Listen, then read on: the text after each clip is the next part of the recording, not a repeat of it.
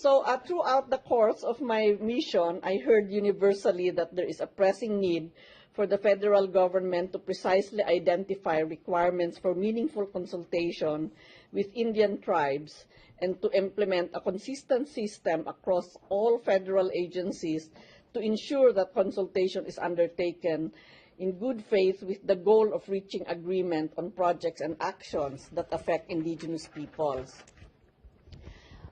Many indigenous peoples in the United States perceive a general lack of consideration on the future impacts on their lands in approving extractive industry projects in particular, and a lack of recognition that they face significant impacts from the development of not just their own, but neighboring resources as well. In the context of the Dakota Access Pipeline, the potentially affected tribes were denied access to information and excluded from consultations at the planning stage of the project. Furthermore, in a show of disregard for treaties and the federal trust responsibility, the Army Corps approved a draft environmental assessment regarding the pipeline that ignored the interests of the tribe.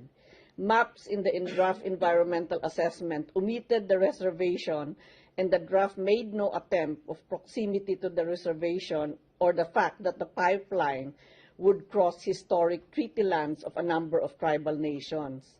In doing so, the draft environmental assessment treated the tribe's interests as non-existent, demonstrating the flawed current process.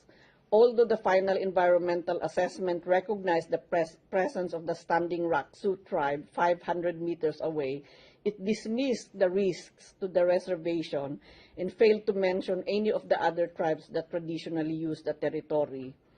Without an adequate social, cultural, or environmental assessment and the absence of meaningful consultation with or participation by the tribes, the Corps gave multiple domestic authorization permitting the construction of the Dakota Access Pipeline.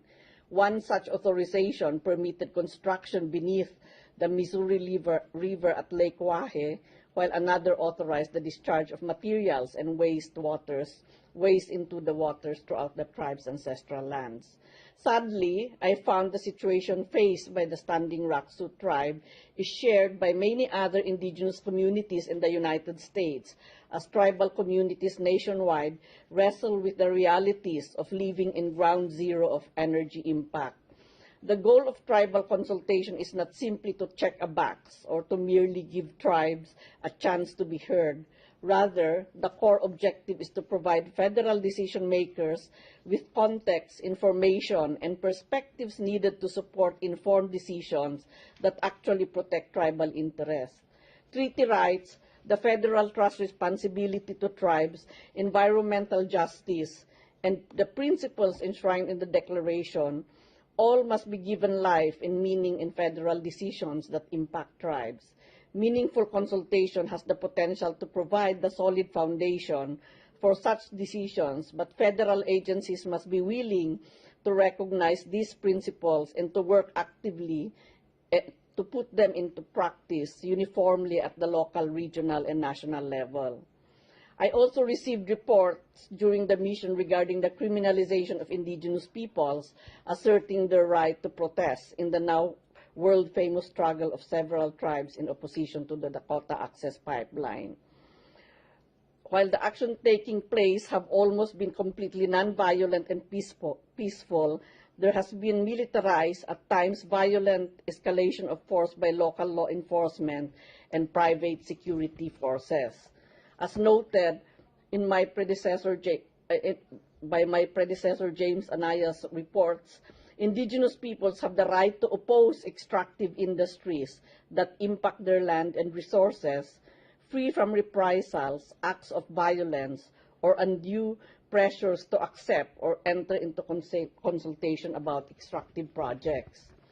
Finally, given the impacts on indigenous peoples of the Dakota Access Pipeline, I am deeply concerned by the January 24, 2017 Presidential Memorandum granting the last easement necessary to begin construction of the Dakota Access Pipeline under Lake Wahe, and the notice of termination of the intent to prepare an environmental impact statement. I am also concerned about similar impacts on indigenous peoples of the Keystone XL pipeline and the January 24, 2017 executive order inviting TransCanada to resubmit its permit application to the State Department while ordering the Secretary of State to expedite the review process. During my mission, it became clear to me that indigenous peoples in the United States have a vibrant and enduring relationship to their culture and sacred places. Two important examples are Mount Taylor and the Chaco Canyon have demonstrated the ability of indigenous peoples to protect their sacred places, but these attempts are severely restricted by the United States legal system. Mount Taylor represents one of the 6 Navajo sacred mountains and has been designated as traditional cultural property under the United States law, while Chaco Canyon has been designated a UNESCO World Heritage Site for its vast cultural resources with deep significance to the Pueblo and Navajo people. Despite these designations, proposed mining and oil and gas projects threaten to desecrate these landscapes and indigenous lifeways as the federal government, rather than the indigenous peoples concerned, has final approval authority over exploration and development of these areas.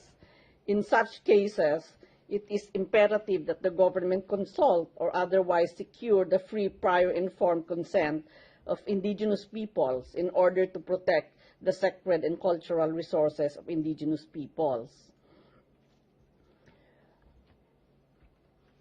Efforts must be made to amend existing laws governing the protection of sacred and cultural places to encompass an indigenous definition of sacredness as an interconnected landscape with unique relationships to the practices of religions, strengthening of community, livelihood, subsistence, and gathering of traditional medicines and resources. Development on and near indigenous lands has disparate impacts on tribal communities as distinct from other communities. For example, in the Bakken Shale region, the tribes have significant concerns about the safety of those living in the reservations, especially women and children. Already, Native women are 2.5 times more likely to be sexually assaulted in their lifetimes as compared to other women in the United States. And when the oil boom began in the Bakken, the influx of oil and gas workers to the area coincided with a dramatic increase in violent crime and incredible increase of human trafficking of Native women and children. Risk factors contributing to sex trafficking of Native women include higher incidence of poverty, lower educational attainment levels, and historical trauma. Much of the testimony that I received reference the historical trauma that deeply affects indigenous individuals every day. The trauma accumulated as a result of the largely discriminatory policies of the government towards Indian tribes and individuals since first contact and today still results in distrust of government initiatives and poor health outcomes for Indian individuals. Indigenous communities experience negative health impacts from extraction that occurs off reservation as well.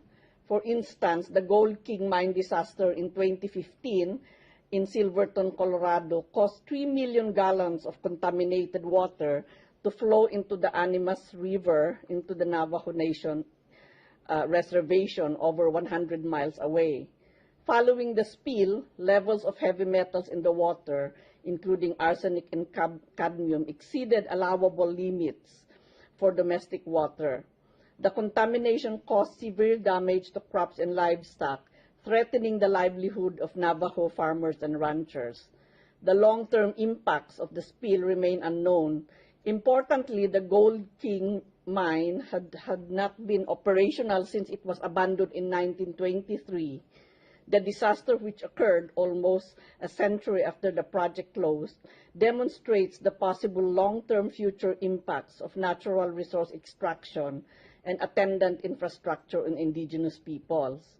The Gold King mine spill and the Dakota Access Pipeline issue issues highlight the many water concerns associated with energy development.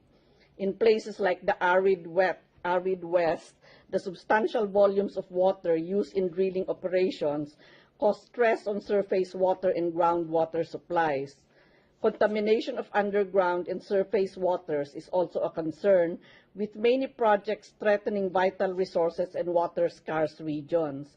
In fact, a recent EPA study found scientific evidence that activities in the hydraulic fracturing water cycle can impact drinking water resources through spills, faulty well construction, discharges into surface waters, or disposal into underground injection wells. For indigenous peoples, water provides lifeway, subsistence, and have undeniable spiritual significance. In Lakota, they express this belief as Mini Wikoni, water is life. In order to fully realize, I would just like to mention some of the good practices that I've seen from the side of government. And one of these is the Advisory Council in Historic Preservation that has issued guidance to federal agencies in carrying out their Section 106 responsibilities under the National Historic Preservation Act, in line with the UN Declaration on the Rights of Indigenous Peoples. In January 2017, the Department of Interior, the Department of the Army, and the Department of Justice issued a report improving tribal consultation and tribal involvement in federal infrastructure decisions. And this came out after a series of regional consultations. So this report provides constructive strategies to increase communication, to maximize opportunities for good faith negotiations, and to ensure tribal input at every decision. So in terms of what I am recommending, I recommend that the United States government should fully realize the rights of indigenous peoples as enshrined in the UN Declaration on the Rights of Indigenous Peoples. And I strongly recommend that the United States government continue to improve upon its policies to develop stronger government-to-government relations with the tribes. To do so, the government must, at the minimum, adhere to its own consultation policy as set forth in Executive Order 13175. The federal, state, and local governments should adopt consistent practices in consulting with tribes on projects that could affect indigenous rights. The federal government should take steps to consider fully and implement the suggestions from its own 2017 report.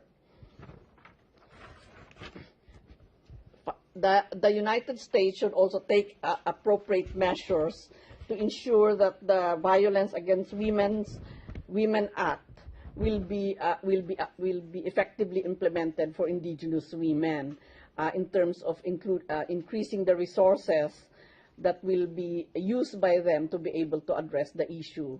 And the United States should take appropriate measures to ensure the United Nations guiding principles on business and human rights are properly considered by all accountable actors and any projects that have impacts on indigenous peoples. Finally, I recommend that for any extractive industry project affecting indigenous peoples, regardless of the status of the land, the United States should require a full environmental impact study of the project in consideration of the impact on indigenous peoples' rights. Thank you very much.